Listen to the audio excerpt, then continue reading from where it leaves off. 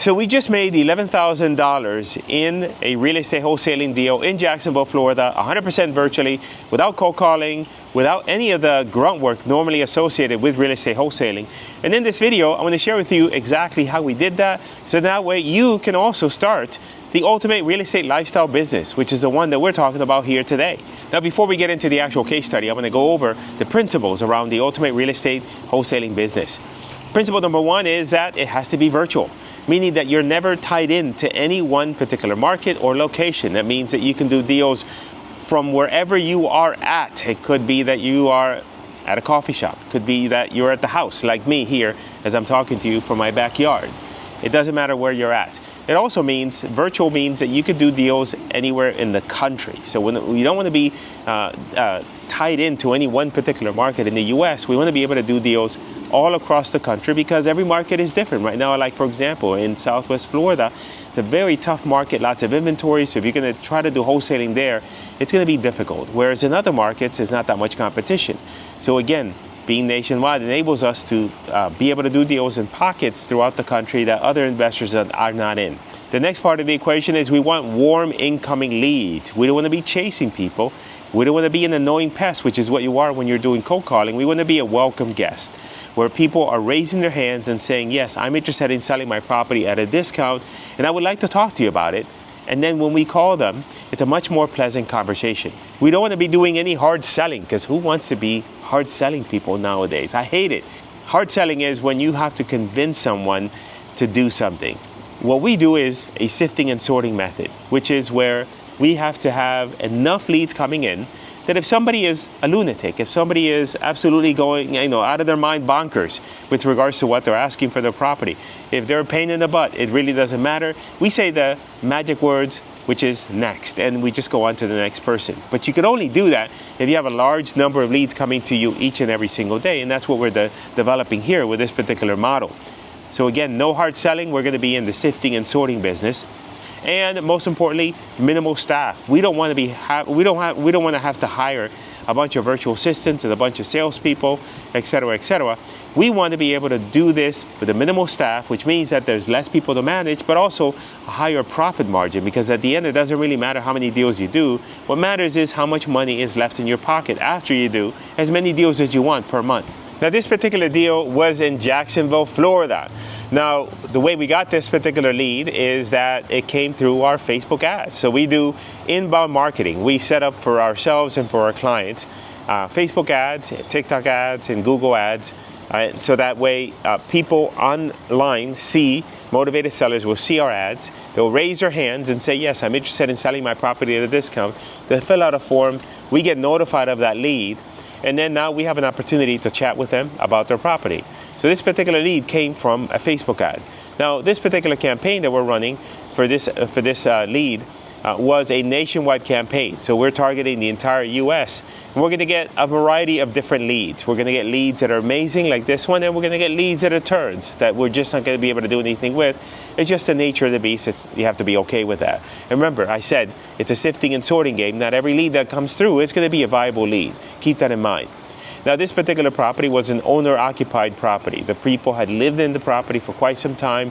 They were now ready to move, and they had given the option to the son to purchase a property. He declined, and at that point they said, hey, we need to sell the property.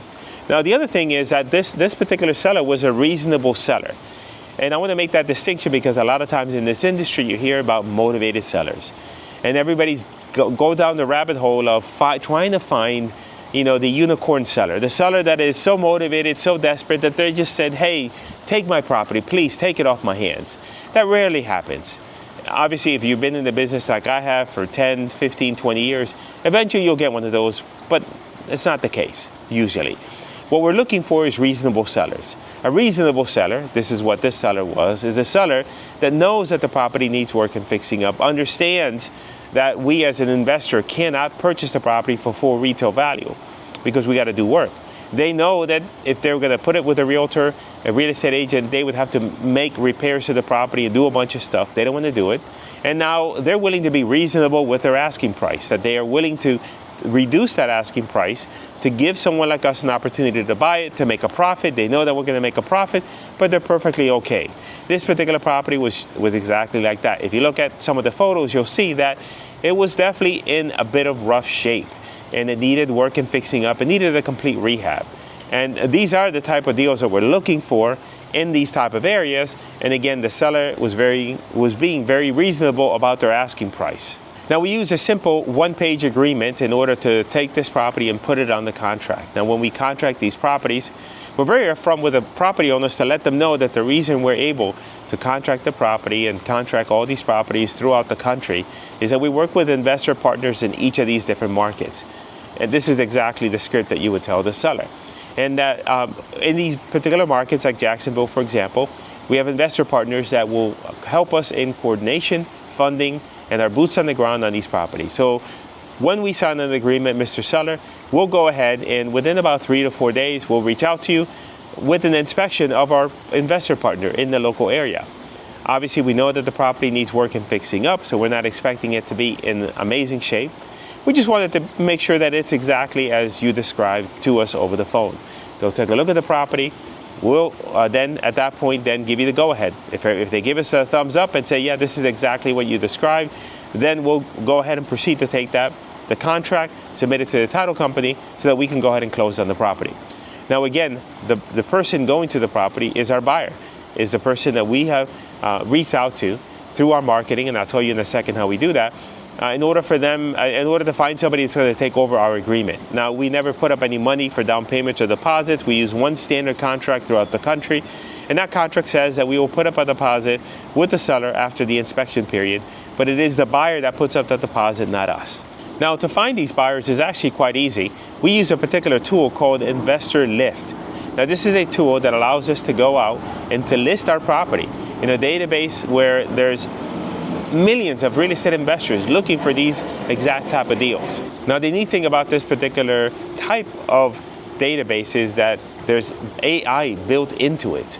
And when we list a property, it automatically then will go out and identify who are the most likely investors that are interested in our property.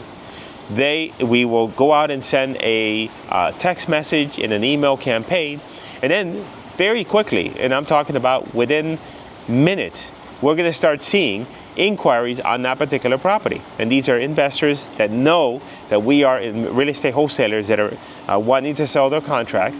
They'll reach out to us, and then we'll give them the details about the property. We'll do some vetting, make sure that we're all on the same page. And at that point, then we'll schedule time for them to go out to the property. Sometimes we have to get a few people into the property because they might make us an offer that is below our asking price.